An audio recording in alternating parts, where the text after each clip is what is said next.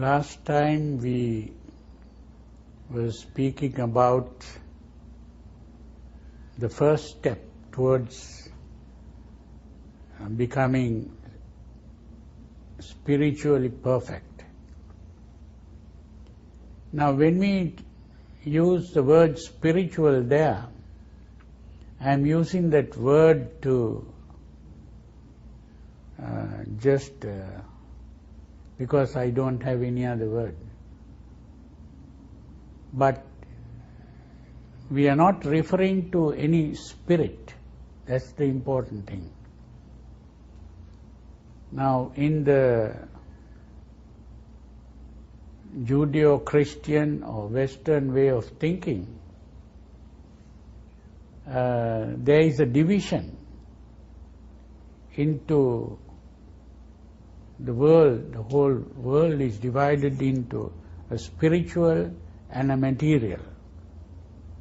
And when we use the word spiritual, we are referring to that division, and that also includes the soul and God. But that is not what I am trying to say. Here, spiritual is simply what we might call the religious, or religious evolution, we might say. And it is this evolution that leads to perfection. So once we have got Saddha, I said, was this appreciation of that goal, or appreciation of goodness, or the perfection in goodness. Once we have started through this goal orientation, the next step is to become good. So when we begin to become good, what we do is we begin to become good in our behavior, good conduct,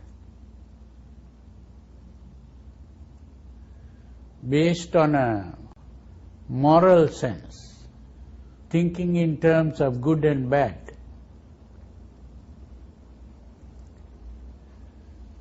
Now morality, when we speak of morality, very often we think of the morals of different cultures. Morality is culturally conditioned. We think what one culture calls moral or morality is not the same as what another culture would see as moral behavior.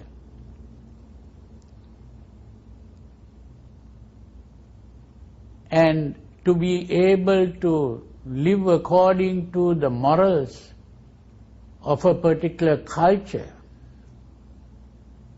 is not really becoming good. The goodness, we can speak of goodness in two ways. One is to think of goodness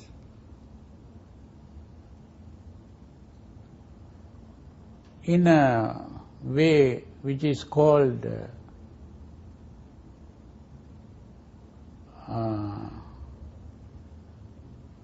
an autonomy. Autonomy is good. And the other is heteronomy, or heteronomic good, which means you behave in a certain way which other people think is good, and you are trying to satisfy other people by your behavior. But inside, in your private life, you may be bad. that kind of goodness is not real goodness. The goodness must come from within. So we have to understand what we mean by good and bad. And this goodness begins with an understanding of the meaning of goodness and the value of goodness. So understanding the value of goodness is what is called Sammaditthi. I translate that as the harmonious perspective. The harmonious perspective means that it is free from conflict. It brings about harmony. So, harmony not only with society, harmony with reality, and harmony within yourself. Because there is a part of yourself, usually called the conscience, which comes in conflict with your feelings or your desires or your actions, your behavior. So the harmony within and harmony without, which is the harmony that we are talking about. And the harmony outside is mainly the conflict. We remove the conflict with society and the conflict with reality. So, when we want to be good, we have to have a proper meaning of what we mean by good.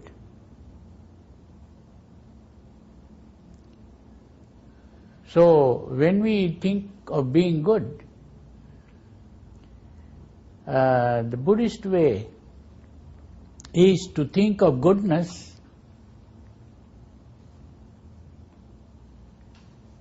as that which leads to happiness.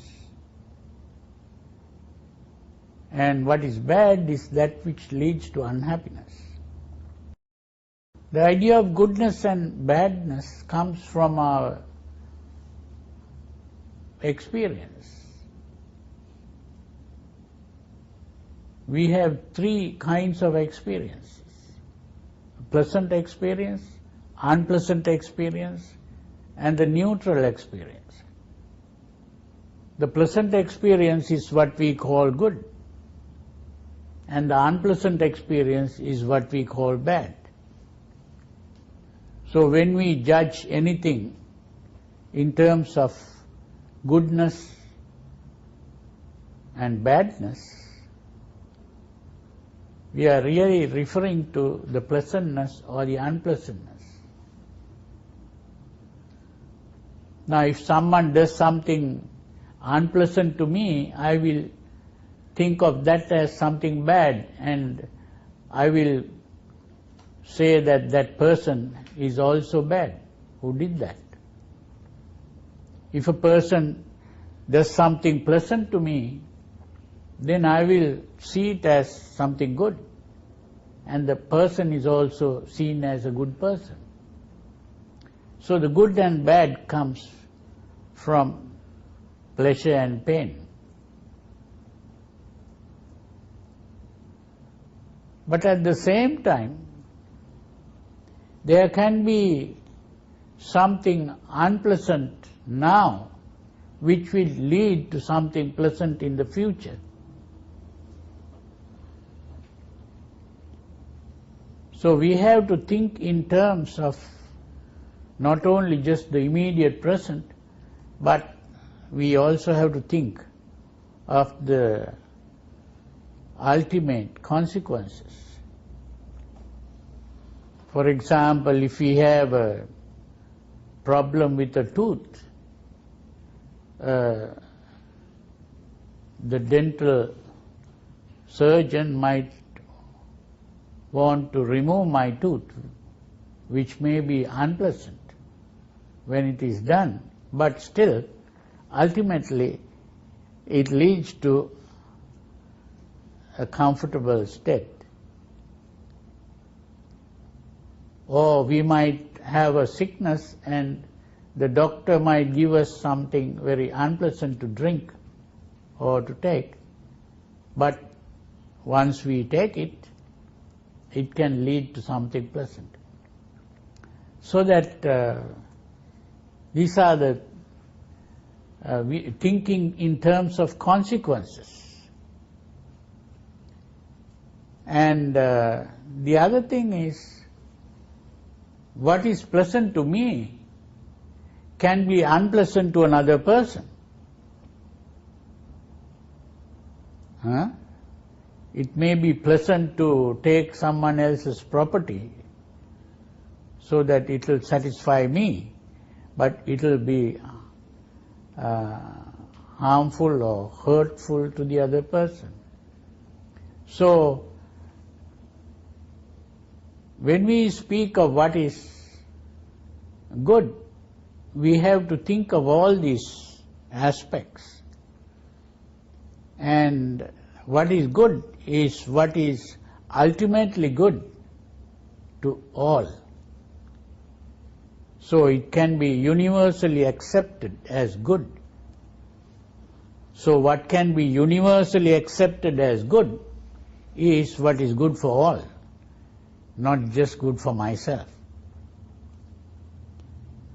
So once we have understood this, we see that all self-centered behavior is bad. So what is good becomes unselfish behavior. And selfishness is not only bad for other people, it is also bad for ourselves.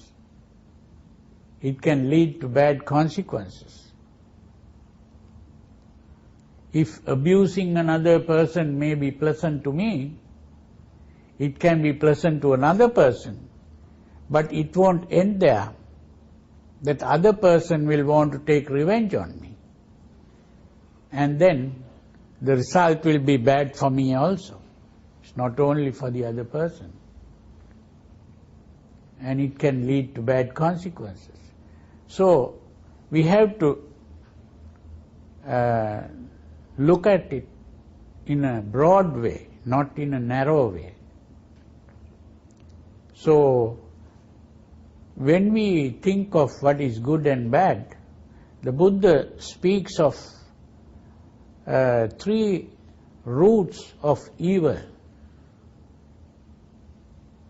lust, hate, and delusion.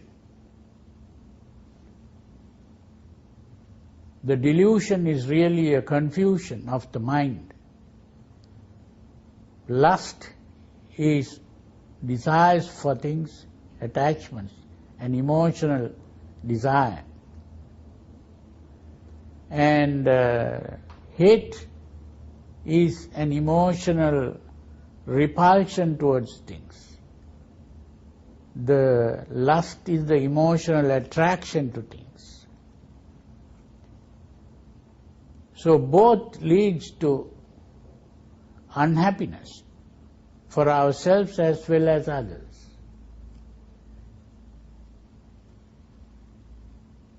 What are called bad behavior.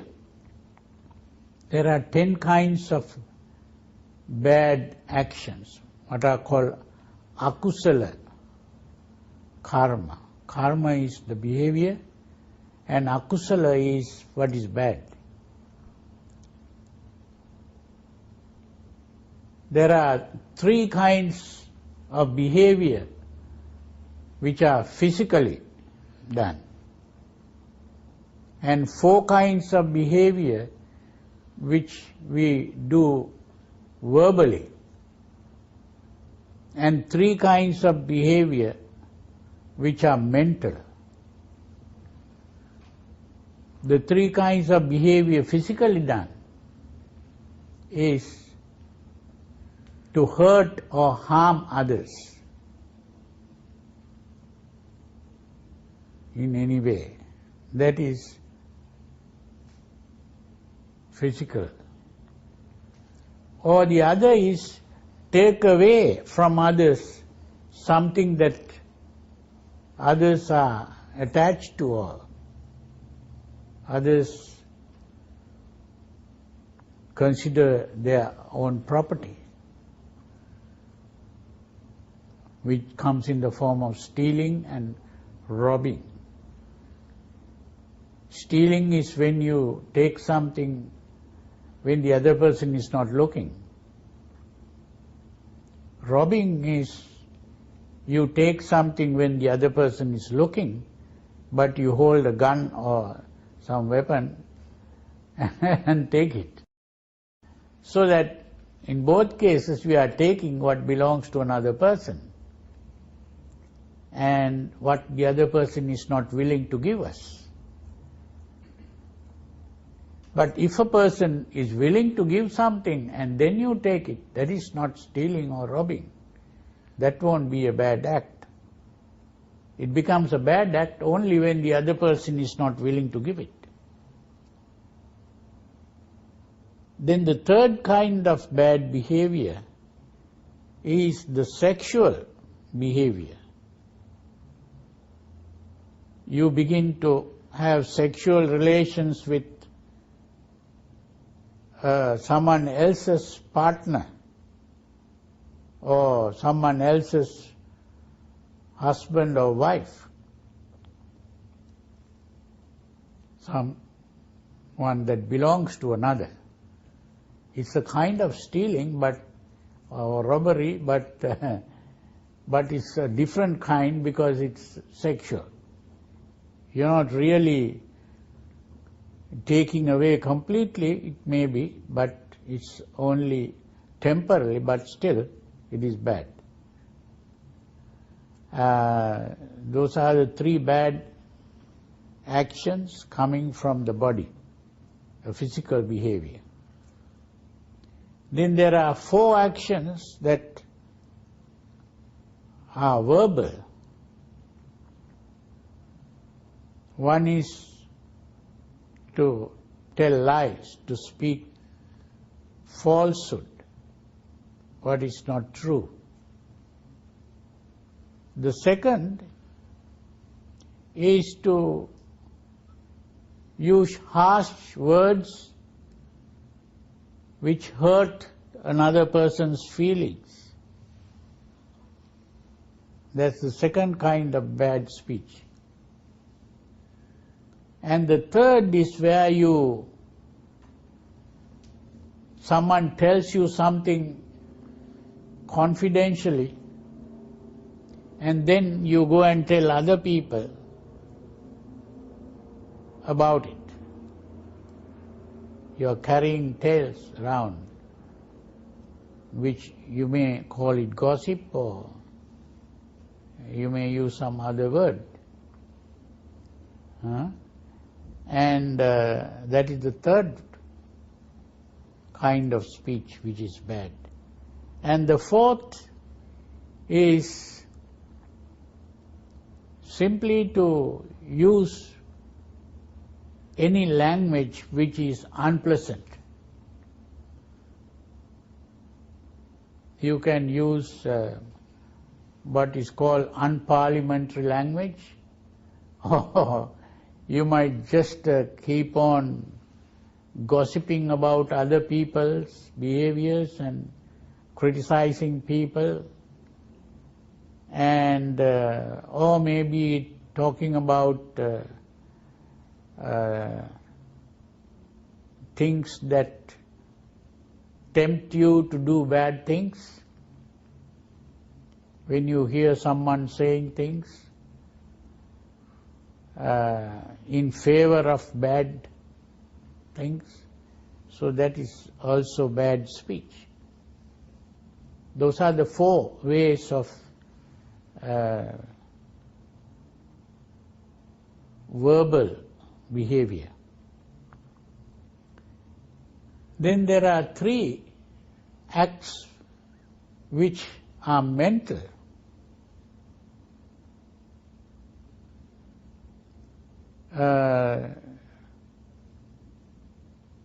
One is the desire for other people's properties, or it can come in the form of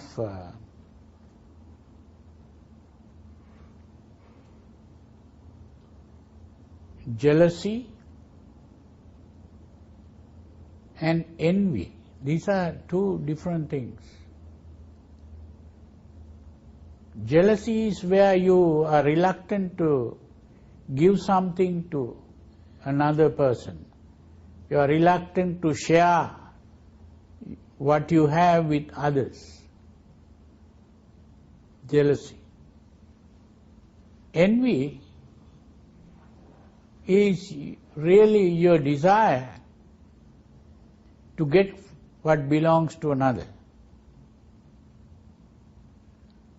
You don't like to see other people enjoying. You want to enjoy it yourself instead of letting the other person enjoy. That is envy. So, this is simply desire and attachment, which is not good. And hatred, anger is the other mental behavior, anger behavior. Anger that leads to all kinds of cruelty. That is also not good. And the third kind of mental behavior is to cling to or hold on to bad views.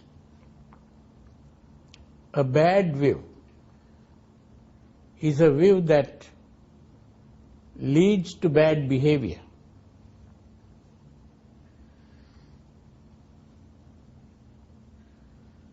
If you have a view like all rich people should be destroyed or killed, that is a bad view which can lead to bad behavior. Huh?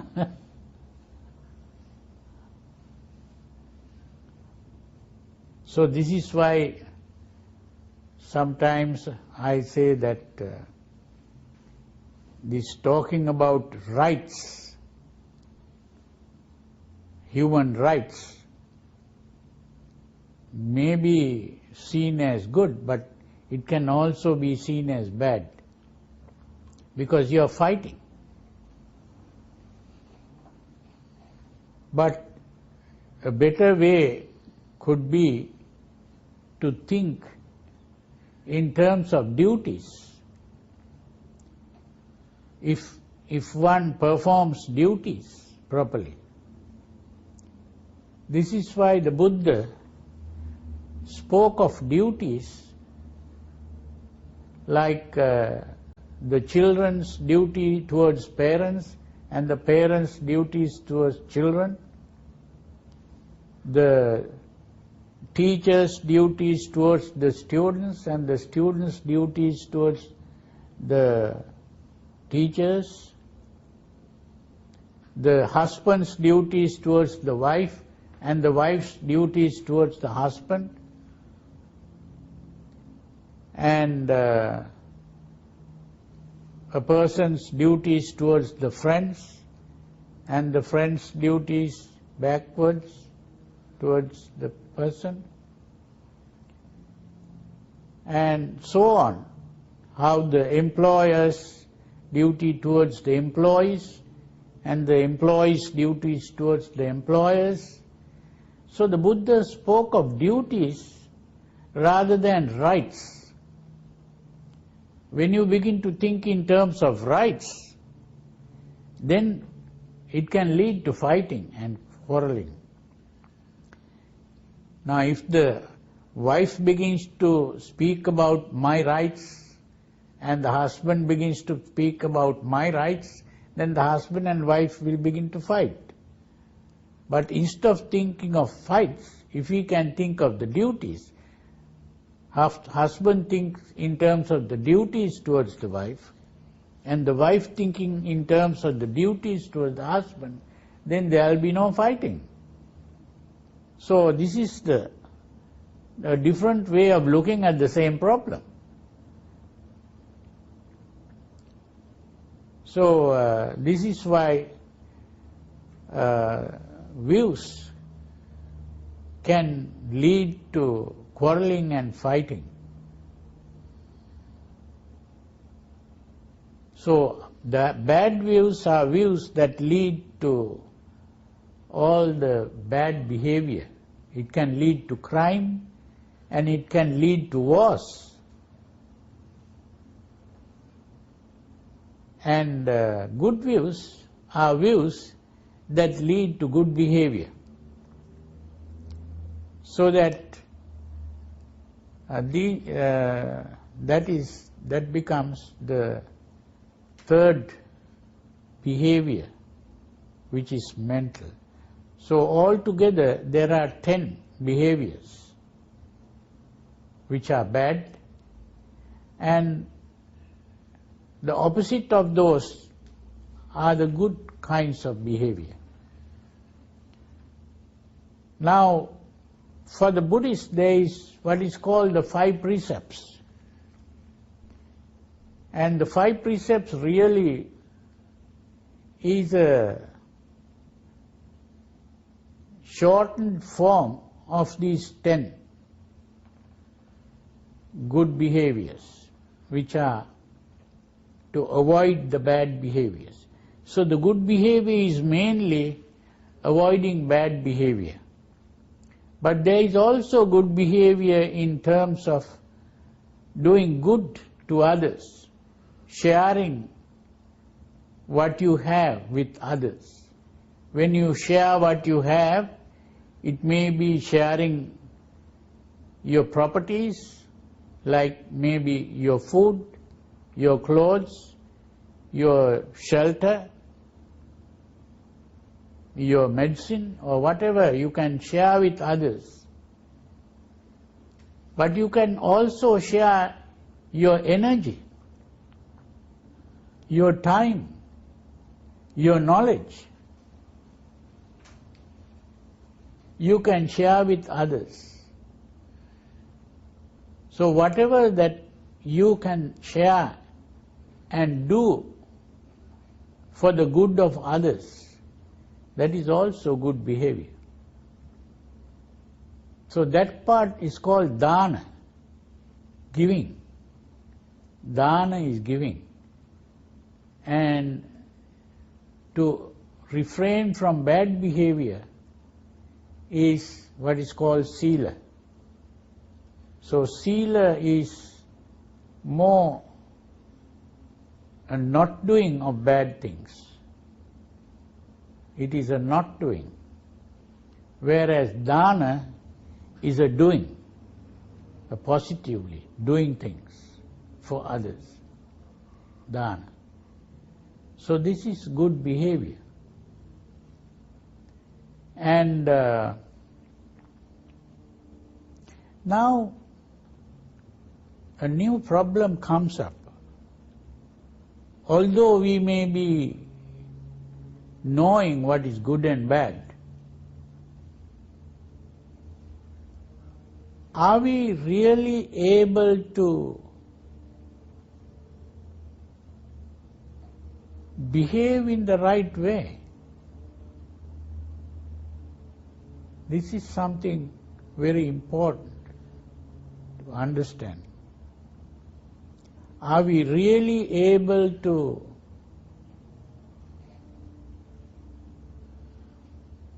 behave in the right way?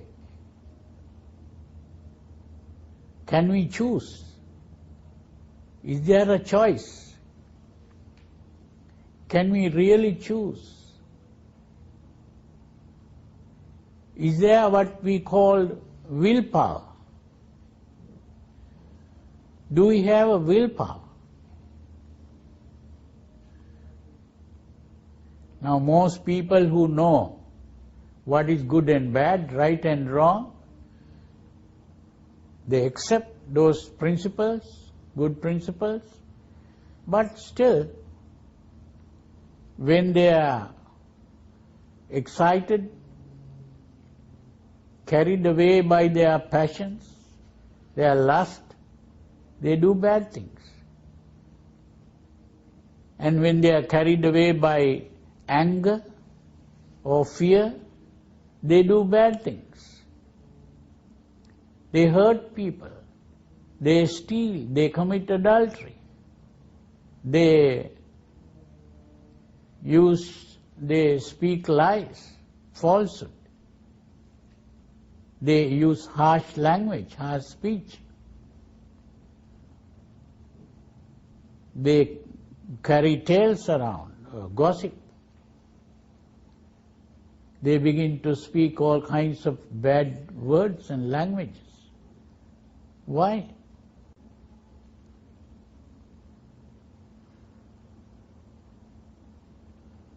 Now this is because although human beings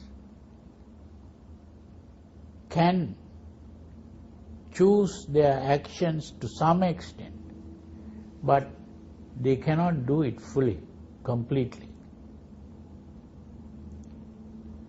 In other words, we don't have a real willpower. We are not born with a willpower. That's the problem. We are carried away by emotions most of the time. Only sometimes we can begin to do what is right. When there are other forces sometimes helping us, like forces coming from society. When we are in the presence of other people, we may be behaving in a nice way, but when we go into the private situation, when there is no one around, we might do wrong things. Or when we are very angry or fearful, frightened, even in public we might do the wrong things. You see, all this is because willpower, although we have it to some extent, it has to be cultivated and developed.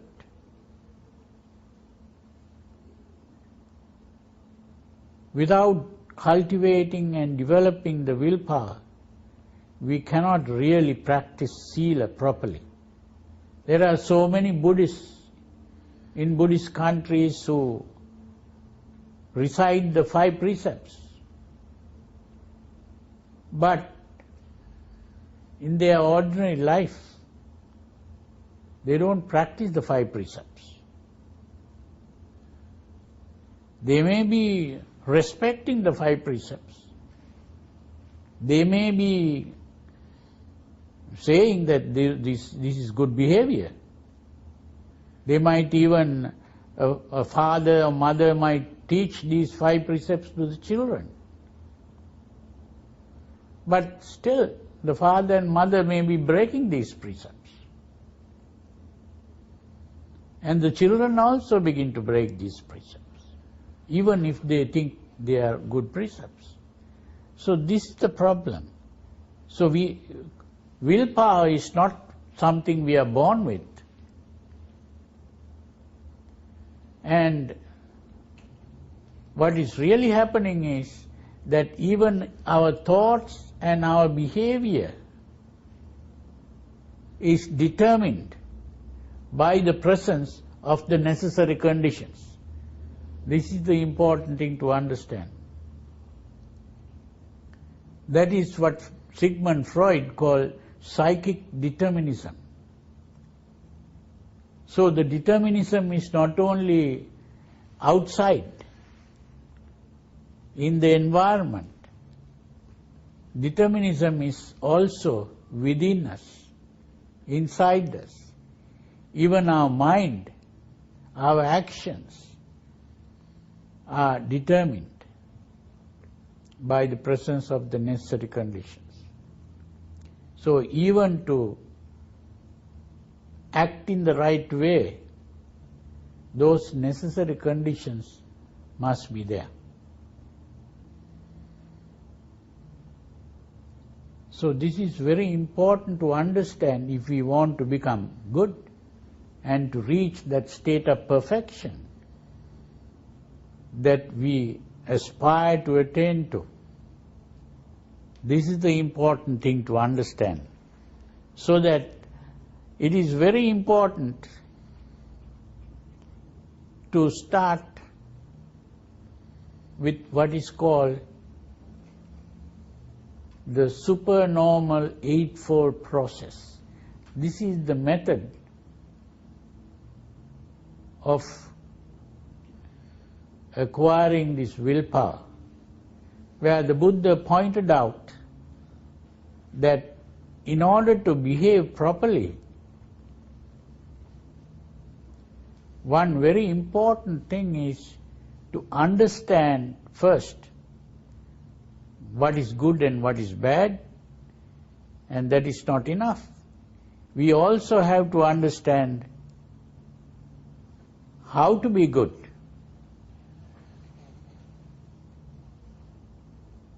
And so with the understanding, we have to understand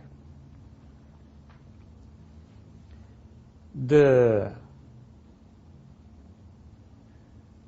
importance of being good, and we should have being good as our goal. So it depends on a goal orientation. This importance of the goal orientation has been emphasized by some psychologists in the past, like Alfred Adler. And recently, he was not a real psychologist, he was really a surgeon, a plastic surgeon, Maxwell Maltz, who wrote a book called Psycho-Cybernetics, where he points out the same principle, the goal orientation. And this goal also comes in the form of a self-image. That's another important thing. It comes in a visual way. The goal is an image in the mind that we all have a goal, an image about ourselves, what we are in our mind. I am this. When I look at someone, what I see is not what that person sees in his or her own mind.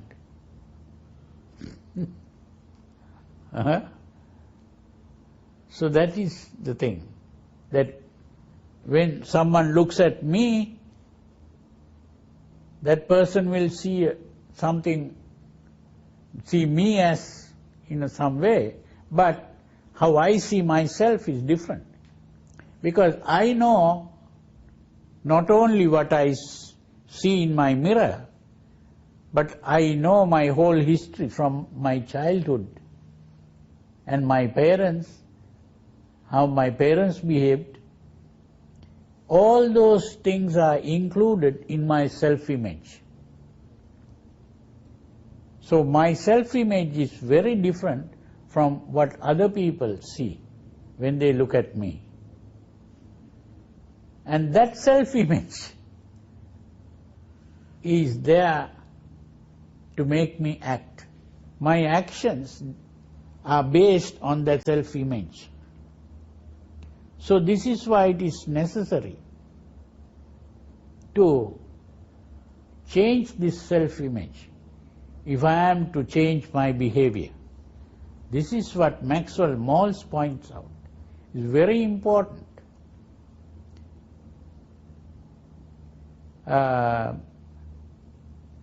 Maxwell Maltz story is long. I'll try to put it in very short.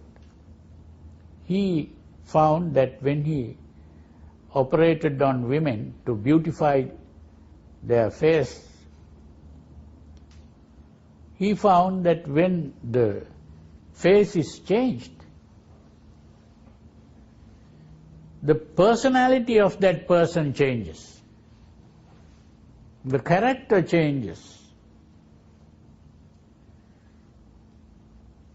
Because that person, so he didn't understand why. So he started experimenting in various ways. Like he once also found that there were some women, even after the operation, they didn't change. So he spoke to these people and said, "Why, do you think you are good looking?" He found that they didn't believe that they are good looking. So he began to speak to them and convince them that they are good looking now. And once they were convinced, the personality changed. So this shows that it was that self-image that was responsible for this. So he wanted to test it further. So one day, when a woman came to get the operation done, he said, "You don't need an operation. You look very beautiful. You don't have to change your face." And the moment that was done, and when she became convinced, the personality changed automatically. So all this proved that this personality, the self-image, is very important in this. And the self-image is important in change. And the Buddha really realized this. This is why the Buddha spoke of a thing called Sakkaya Ditthi. Sakkaya Ditthi is, we can translate that as a self-image. Sakkaya means one's own body. But the body, Sakkaya, the Buddha defines the Sakkaya not as simply the physical body, but the whole body of feelings, emotions, thoughts, all that is included in the Sakkaya Ditthi. And in other words, your whole personality, what you call yourself, that whole personality has to change. No. And then that whole personality, when changed, the person changes. So you have to remove your Sakkaya Ditthi. And also,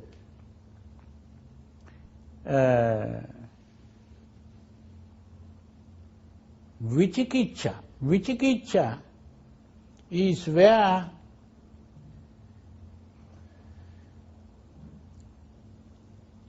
you think you should be like this, but you are this. You see, you have two ways of thinking. I should live like this, but I am living like this. These are two things. And there is also what is called Silabbata Paramasa. Silabbata Paramasa is where you are behaving well just to satisfy other people. You are not really behaving well because you want to behave. You are behaving well just to satisfy others. In other words, you are behaving well in public, but in private you may be behaving in a different way. So that is the Silabbata Paramasa. And so, the important thing is that this change in our self-image is important. And to do so, we'll have to look up to what we want to be. And what we want to be becomes the ideal of perfection. And what we want to be, the Buddhist sees as the Buddha. So the Buddha becomes our goal. The Buddha is the image that we want to be. So the more we think in terms of the image that we want to be, we gradually move in that direction. So there is an image about what we are and another image about what we want to be. So the more we focus on what we want to be, and the more we appreciate that, the more we value that, the more we are drawn towards that. And this is why this word worship can be understood as it's a combination of two parts, worth and ship, worship. What this means is to worship is to regard something as of great value, that it is of great worth. To regard something as of great worth is to worship. So, to worship the Buddha is to value the Buddha or the state of perfection. This is why when a Buddhist bows to the Buddha or prostrates before the Buddha or offers gifts to the Buddha, all that is a way of this appreciation of the Buddha.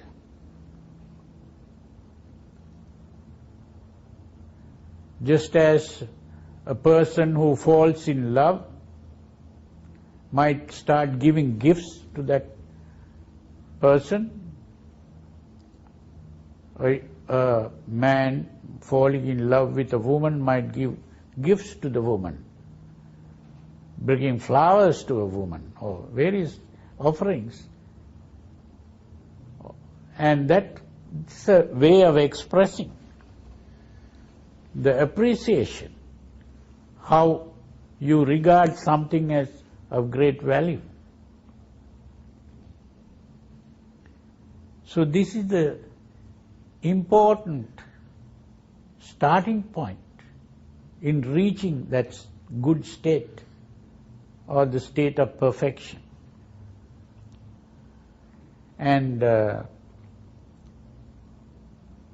So this is, first step is to understand the problem and the need for being good, and then to direct your attention to that as your goal in life.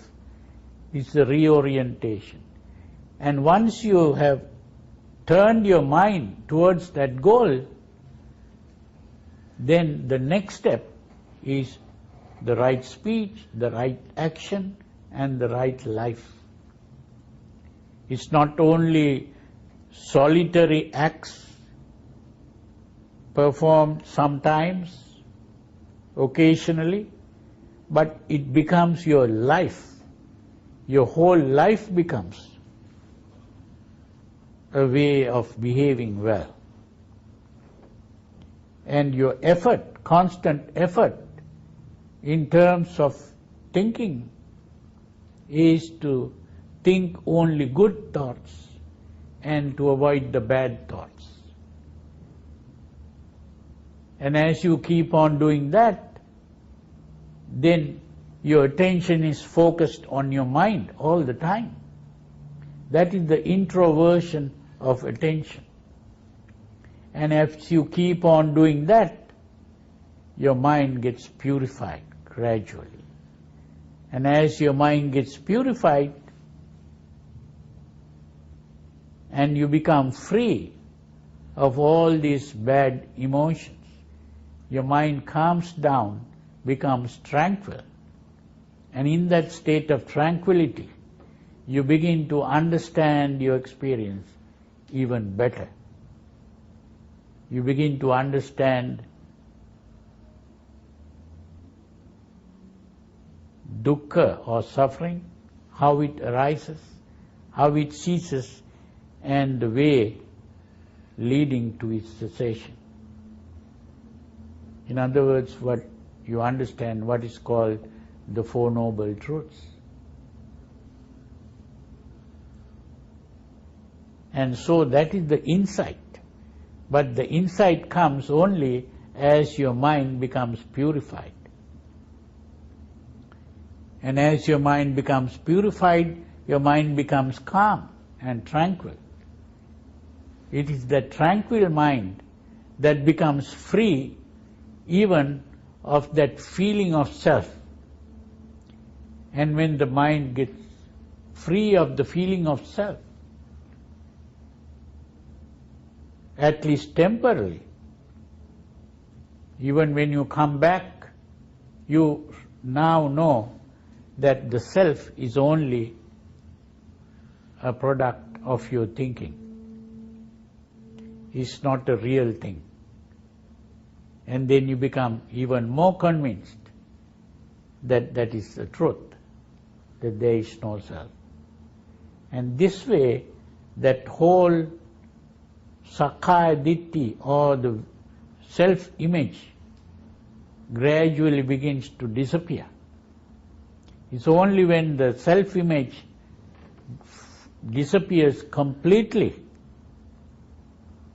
and you see that there is no self, that you become a completely selfless person.